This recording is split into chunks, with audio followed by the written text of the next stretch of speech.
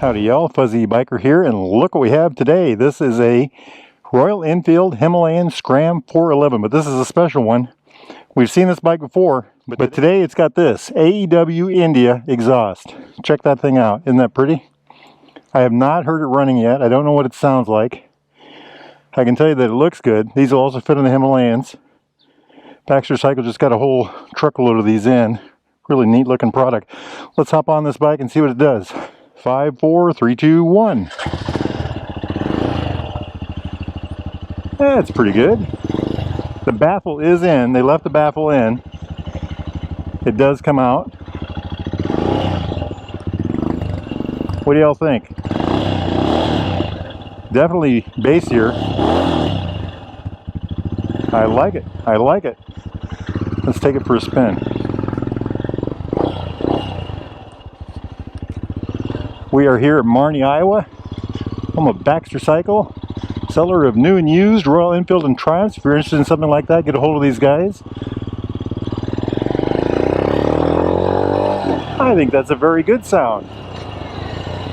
Let's try it the other way. I love these bikes. These Scrams, they handle so well. I love my Himalayan. I've got a standard Himalayan. Oh, look and listen to that. I like it. I like it a lot. I like it a lot. It's not too loud. It's got a different note to it. So the Scram has got the same engine as the standard Himalayan, the 411cc single overhead cam, 2 valve, single cylinder. Look at this. Handled beautifully. 24 horsepower, 24 foot-pounds of torque. I think that's 32 newton meters. I believe that's right. Look at this. Ha, ha, ha. Beauty, man, beauty. The wheelbase is slightly shorter on this one. I think the Himalayan's 58 inches. I can't remember what this one is. I'll put it below right now. The front wheel on this is a 19-inch. Listen to that pipe. Versus the standard 21 and the standard Himalayan. The advantage of the 21-inch tire is when you're out in the middle of, mud and gravel. It gives you a little more stability, a little more ability to run over things. There's an ad to it, but it's not a super loud ad. It's a good sound. Like I said, the baffle is in. What do y'all think? AEW India. I like it. The Royal Enfield Himalayan is I consider this a truly Indian motorcycle. It's of course built in India, but it's also an original Indian design. A lot of the modern Enfields are they're bringing back the old like the old classics and the old meteors and things like that. This is a brand all unto its own, and it's quite an interesting machine. I have one of my own, of course, with 18,000 miles on it. I just love that bike. I think it's a good looking pipe too. First time I saw it this morning, it was very pleasing.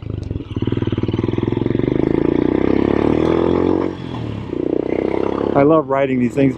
Seat height on a bike like this is about, I think it's 795 millimeters, which is 31.5 inches or 31.3 inches, something like that. A little bit less than a Himalayan. We didn't do the hill spin test, did we? Let's go do that.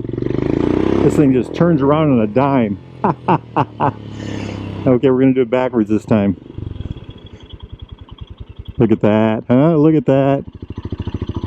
Just a beautiful thing. Just a beautiful thing. I love the way these things handle. If you're ever in Marnie, Iowa, that's the Derailer Drill. Give those guys a shot. Good food. Good eats. I just love riding these. I love these bikes. I just love these bikes. Loads of torque. The front suspension travels a little less than a standard Himalayan. I think it's 7.5 inches. I'll put the millimeters below. The rear is the same. The rear tire is the same as well. I think the rear is 7.1 inches of travel. Another big difference this has over the Himalayan is this area right here. The Himalayan has the support system with a system here that holds the instrument panel and the windshield and the headlight all still. It always faces forward, regardless of how you do this. This bike, it's all part of the fork system. so it moves independent from the frame of the bike. Oh, you know what, let's go down here.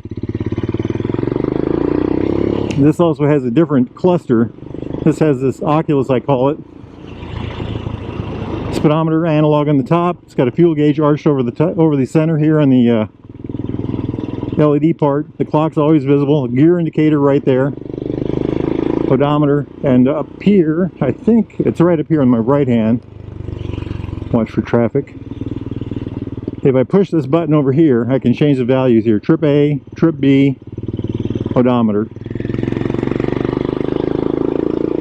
It's nice having that up there, by the way.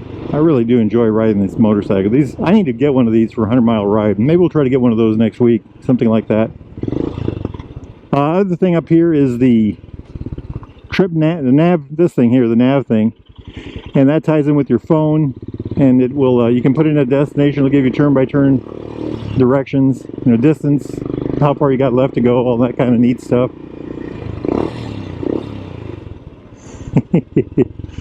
I'm just having fun here, aren't I? We rarely go to this side of town. Let's go see what's back here. The pipe is loud, but it's not it's not obtrusively loud. It's not screaming. Like I said, the baffle does come out. Does it add power? I don't know. That's a good question. This Himalayan, the 411, I believe, feels like it has more power than the standard Himalayan because, for one thing, this bike is, I think it's 31 pounds lighter than the standard Himalayan. That's significant, 7-8%. And also, it feels, the handling is much more, with that 19-inch front tire, it has a lot more nimble feeling, the handling does, on pavement.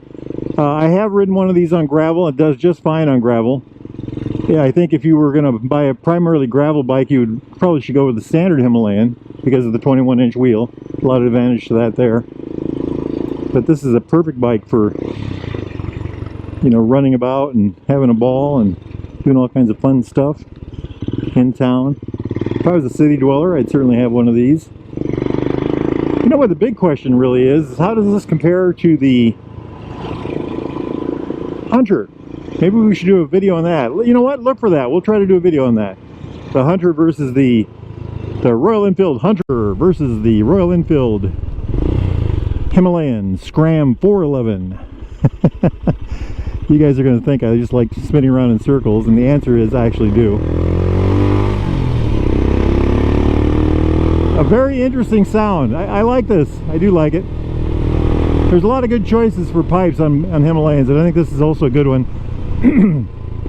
I can't remember what they cost. I'll put the price right down below right here right now. Alright my friends, if you're in the market for a new or used Royal Enfield, Triumph, or British bike of any type, new or vintage, get yourselves down here to Baxter Cycle or go to baxtercycle.com.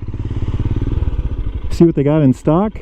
If you don't see what you got, if you don't see what you want, give those guys a call. Ask for Jeremy or Mark. They can help you out.